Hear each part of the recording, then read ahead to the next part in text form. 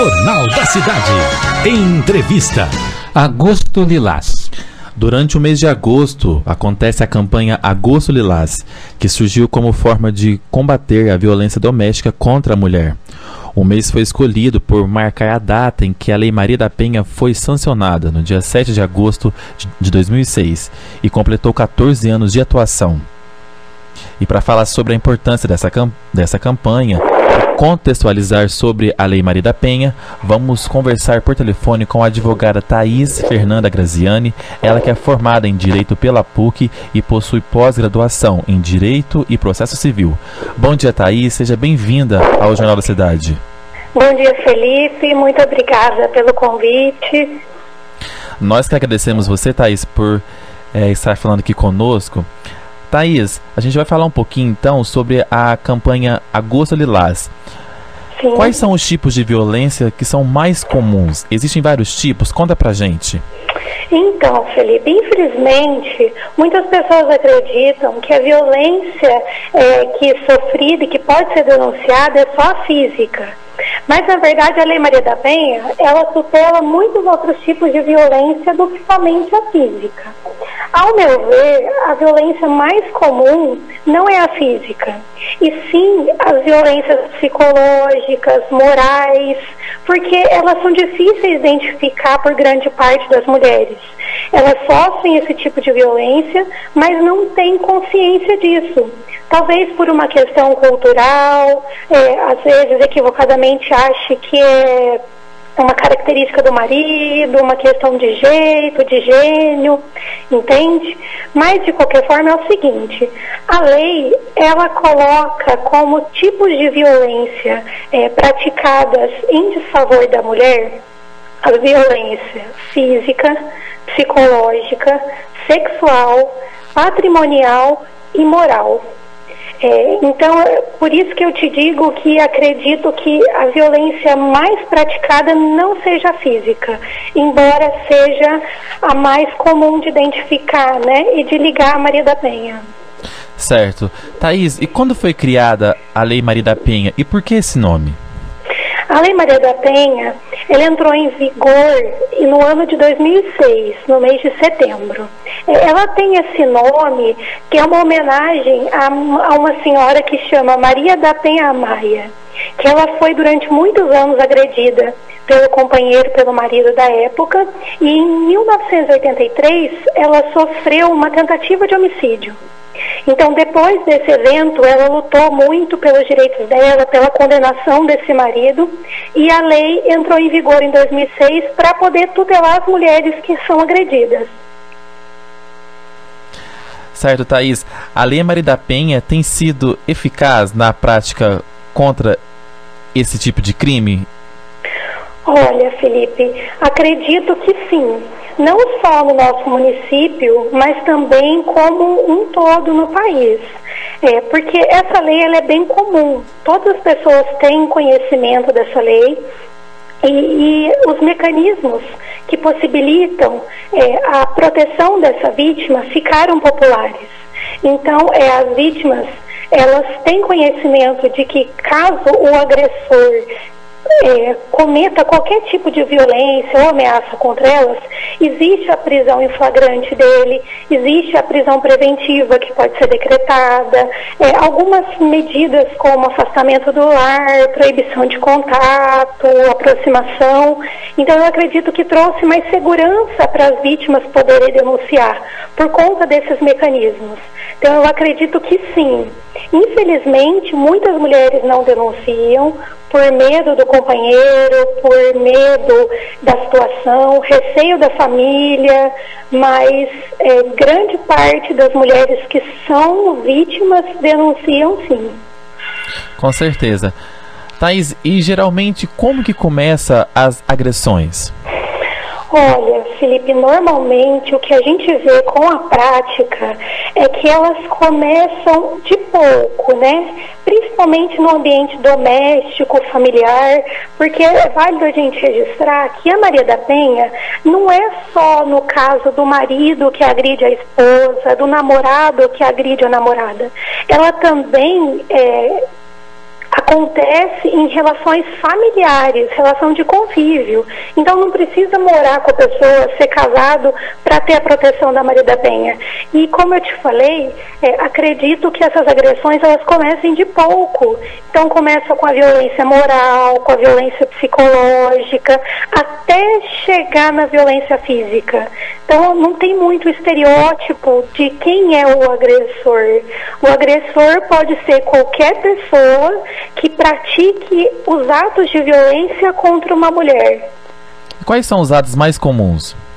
Olha, os atos mais comuns, além da violência física, acredito que seja a violência psicológica, a violência moral, seriam as ofensas, as proibições, as ameaças, controle de dinheiro, violência sexual também é comum, forçar a parceira a ter relação sexual, coisas desse gênero.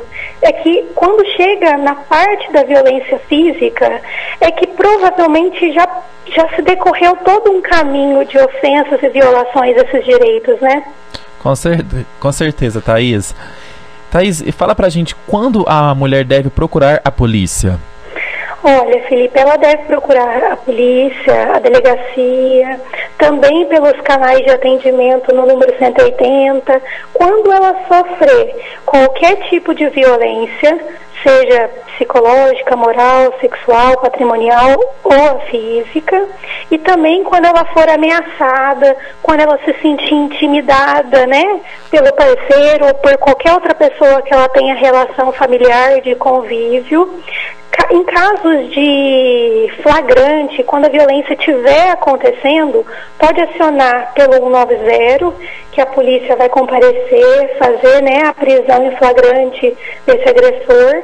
Mas quando não for o caso, ela pode ir na delegacia de polícia civil, fazer a queixa, ou como eu disse, pelo canal 180 também. Essa denúncia também pode ser feita de maneira anônima, por pessoas que tenham conhecimento dessa agressão, mas precisa, na verdade, do interesse da ofendida, né? A mulher tem que procurar os direitos dela. Com certeza. E às vezes a mulher não procura a ajuda, Thaís, às vezes com medo, né, do parceiro, ou ela acha que aconteceu uma vez e não vai acontecer de novo. O que você tem a dizer sobre isso? Então, é difícil essa questão porque a gente vê inúmeros fatores que acabam influenciando nessa decisão. A gente vê que tem fatores religiosos, talvez a mulher ela tem receio de alguma retaliação na igreja, ela tem receio de se expor no meio social dela, tem medo da família, da reação da família, e também em relação ao próprio agressor. Então, assim, olha, acredita que ele vai mudar, tem dó de prender por conta dos filhos, ou acredita que com aquilo, com essa denúncia, vai acabar com o relacionamento, então é melhor tolerar uma agressão aqui, uma agressão ali, para poder manter aquele relacionamento, né? Então, o que a gente vê é isso ainda. A tecnologia, os meios de informação, eles foram muito benéficos para a população. As mulheres tomaram conhecimento dos direitos delas, elas tiveram mais voz, os canais de atendimento, eles são mais acessíveis, mais fáceis, mas em contrapartida, ainda existe um grupo de mulheres que tem medo de denunciar, ou receio, vergonha de se expor, e também tem aquelas que fazem a denúncia, mas algum período depois, alguns dias, algumas horas, elas têm interesse em voltar atrás nessa queixa, justamente por essa questão de relação emocional, né, na maioria das vezes com o agressor. Então fica com dó e tem interesse que ele não seja processado. É até válido, Felipe, falar dessa alteração para todo mundo, para todos os ouvintes, porque no começo, quando a lei entrou em vigor, a mulher ela tinha autonomia de chegar na frente do juiz e retirar a queixa de agressão. Então ela voltava atrás, falava que não tinha interesse que o agressor fosse processado, mas com esse número crescente de casos, a lei teve uma alteração. Então é o seguinte, a partir do momento que a mulher ela faz uma queixa e ela foi ofendida fisicamente, ela foi lesionada de qualquer maneira fisicamente, ela não tem mais esse poder de voltar atrás. No momento que ela fez a denúncia, o agressor ele vai passar por um processo e no final ele pode vir a ser condenado, se for constatado de fato que ele praticou essa agressão. Certo. Eu sou de uma seguinte opinião, Thaís. Eu acho que o homem que bate uma vez, ele volta a bater de novo. Você concorda comigo ou não? Olha, infelizmente, o que a gente vê na prática da advocacia é que é uma coisa recorrente. Eu não posso generalizar, é difícil para a gente falar sempre volta ou nunca volta. Mas o que a experiência jurídica nos mostra é que quando o relacionamento chega nesse ponto de violência física, ou quando a mulher tolera muito essas violências emocionais, essas violações, dificilmente o agressor vai mudar. Então a gente vê que elas toleram na esperança dessa mudança, na esperança de mudança, mas normalmente não acontece. E é aí o problema, porque as agressões vão ficando mais recorrentes, cada vez o agressor está mais violento e uma hora ou outra a coisa acaba ficando muito grave mesmo. Certo. Thaís, com a pandemia do Covid-19, refletiu também o aumento de casos de violência contra a mulher? Olha, Felipe, os números, as pesquisas do Brasil mostram que teve um aumento significativo, principalmente em algumas regiões norte, nordeste do país. Eu não tenho a porcentagem aqui exata de Andradas, mas o que a gente vê é que com as relações familiares muito próximas nessa época de pandemia, de isolamento social, as famílias reunidas, as brigas, as violências e os desentendimentos aumentaram, sim. Tanto as questões da Maria da Penha, quanto divórcios também aumentaram.